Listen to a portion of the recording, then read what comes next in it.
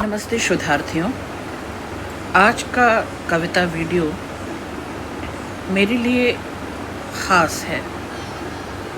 ख़ास इसलिए कि अपने विद्यार्थियों और शोधार्थियों के चयन पर आज सदी के महत्वपूर्ण कवियों की श्रृंखला में जो कि कहना ज़रूरी है, सुधा उपाध्याय के सौजन्य से सुधा उपाध्याय की ही कविताएं पढ़ने जा रही हूँ। बेहद निजी, नितांत एकाकी क्षणों में लिखी ये कविताएं लंबे अरसे से मैंने अभी तक कहीं कविता प्रकाशित नहीं करवाई, न कविता की कोई पुस्तक लेकर आई हूँ, बल्कि 2 कविता संकलनों और 2 आलोचना की पुस्तकों के बाद एक लंबा अंतराल आया है और अभी तक मैंने कविताओं पर लगातार मैं बात कर रही हूँ। लगातार कई ऑनलाइन ऑफलाइन आयोजनों में मैं सक्रिय भागीदारी करती रही हूँ और मैं अपने शोधार्थियों के लिए, दिल्ली विश्वविद्यालय के शोधार्थियों के लिए, ख़ासतौर पर एमए, एमफिल और पीएचडी करने वाले विद्यार्थियों के लिए समसामयिक कविता पर और समसामयिक कवियों पर लगातार वाचन, विवेचन, विश्लेषण कर रही हूँ।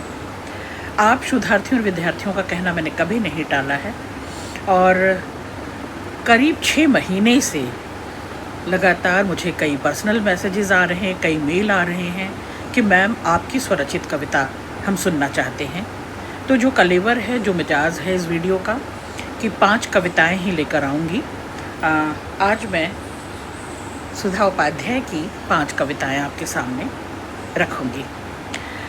शोधार्थियों जो इस चैनल से नए जुड़ रहे हैं उनके लिए मैं बता दूं कि इसलिए कहूँगी मैं और बोलती चुप्पी, ये राजकमल प्रकाशन समूह, राधा कृष्ण प्रकाशन से प्रकाशित हैं। आलोचना की 2 पुस्तकें, पाठ पुनर्पाठ और औपन्यासिक चरित्रों में वर्चस्व की राजनीति 6वें दशक के बाद, ये 2 आलोचना की पुस्तकें मेरी प्रकाशित हो चुकी हैं। महत्वपूर्ण कविता संकलनों की बात करूं तो स्त्री होकर सवाल करती हो, ये बोधि प्रकाशन से, यथास्थिति से टकराते हुए दलित स्त्री, ये लोकमित्र प्रकाशन से, और हिंदी की चर्चित कवियत्रियां, ये करीब 6 श्रृंखलाओं में थी। इन सभी में लगातार कविताएं प्रकाशित होती रही हैं। पुरस्कार सम्मान बड़े ही संकोच के साथ आफ्ट संस्थान, Asian academy of film and television की ओर से 2023 में सरोजनी नायडू सम्मान मिल चुका है। इसलिए कहूँगी मैं, कविता संग्रह पर करीब 3 सम्मान मिले, जिसमें शीला सिद्धांतकर सम्मान, जिसमें साहित्य अकादमी और जिसमें साहित्य गौरव पुरस्कार, ये 2019 में मिल चुके हैं।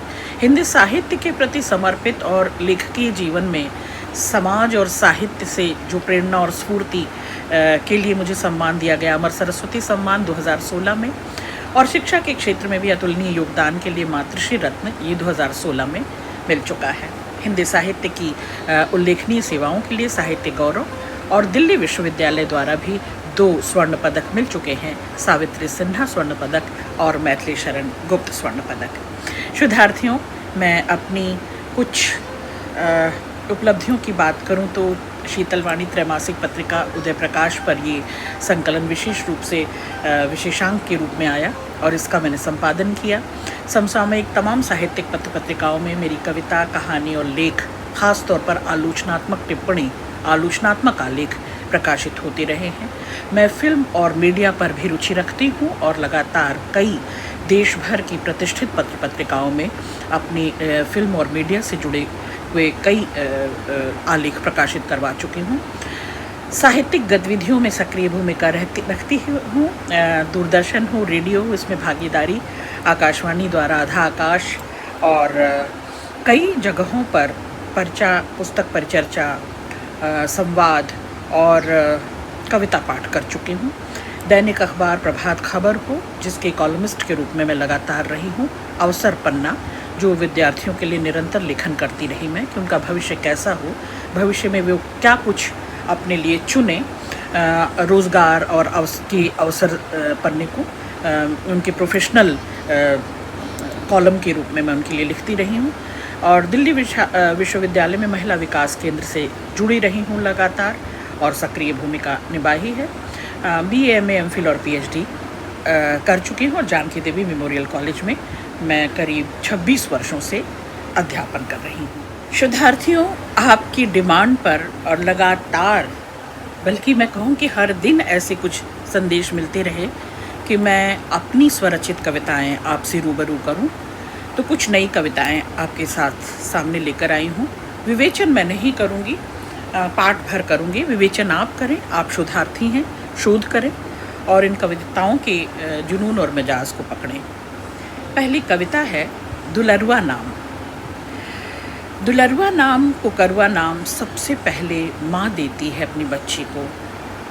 बच्ची बढ़ने लगती है, लोग तरह तरह का नाम धरने लगते हैं।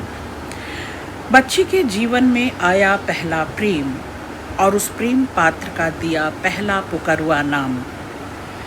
माँ का जैसे अधिकार क्षेत्र छिनता नजर आता है। माँ दूसरी ही सुबह अपनी पहलौठी संतान को, अपनी बच्ची को उसके औपचारिक नाम से, शुद्ध उच्चारण से पुकार कर जगाती है। तो ऐसा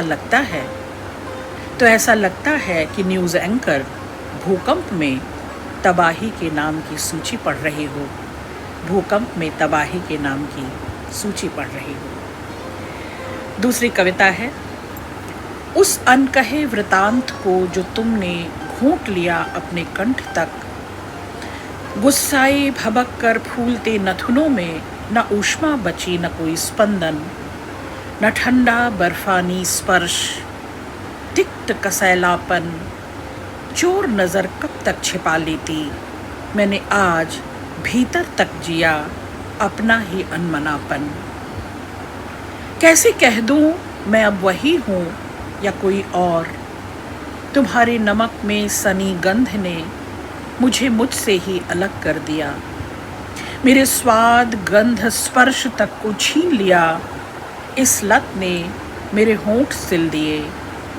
प्रेम एक दृश्य था सो बदल गया, स्पर्श एक छल था सो मचल गया। प्रेम एक दृश्य था सो बदल गया, स्पर्श एक छल था सो मचल गया। क्योंकि स्वाद गंध से बढ़कर कुछ और, एक अवरुद्ध गीत, एक अवकुंठ इच्छा, आइडेंटिटी ने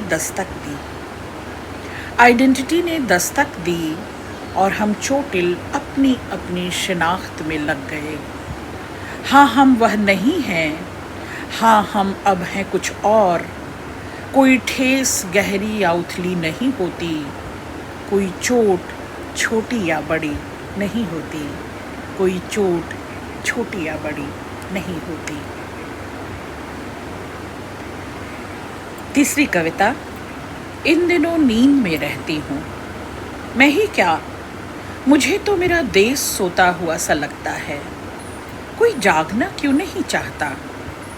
सपने भी भयानक आते हैं इन दिनों, पर नींद के भीतर नींद जड़ता इस कदर जकड़े है, लोग झकझोरने पर भी नहीं जागते।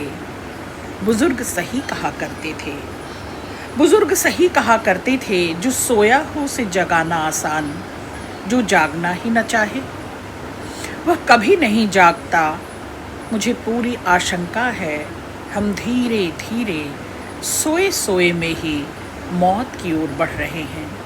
मेरा मन मर चुका है, मेरा देश मर चुका है। देश और मन की इस क्रमिक मौत में हम सब जिम्मेदार हैं। अगली कविता है कैद।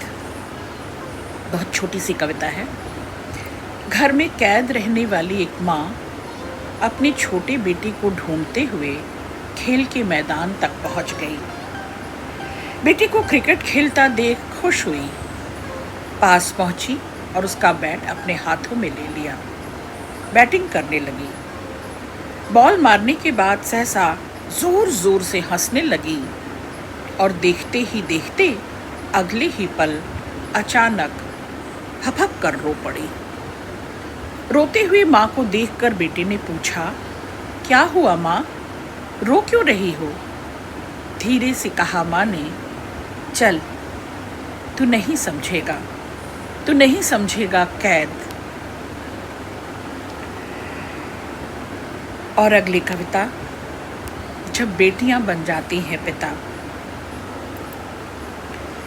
पिता जो मेरी 10वीं की परीक्षा में रात भर जगते, पिता जो मेरी 12वीं के रिजल्ट का बेसब्री से इंतज़ार करते, पिता जिन्होंने बड़ी हसरत से कॉलेज लाकर छोड़ा, पिता जो मेरे लिए कागज, कलम, पेंसिल, रबर हर सहूलियत बन जाते।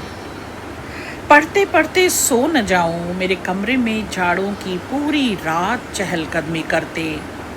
कठिन दिनचर्या जीते हुए भी हर आस प्यास के पहले व आखिरी सहारा बनते। आज बिटिया ने उनकी सुध दिला दी। हर मिजाज वही, हर अंदाज वही। मम्मा जमकर पढ़ो, तुम्हारे जैसा तो कोई नहीं। तुम्हारा आत्मविश्वास कोई कभी नहीं छीन सकता।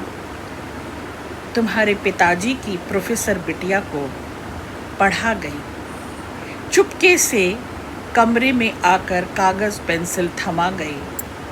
एक झटके में मैं कौंध गई। पिता की वही दी सौगात, वही कागज़ कलम दावात। उनको गए 27 साल हो गए।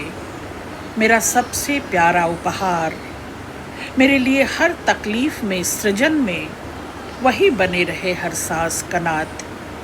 मेरी बिटिया आज पिता बन गई और मुझे फिर से पंख मिल गए। मेरी बिटिया आज पिता बन गई और मुझे फिर से पंख मिल गए। शुक्रिया।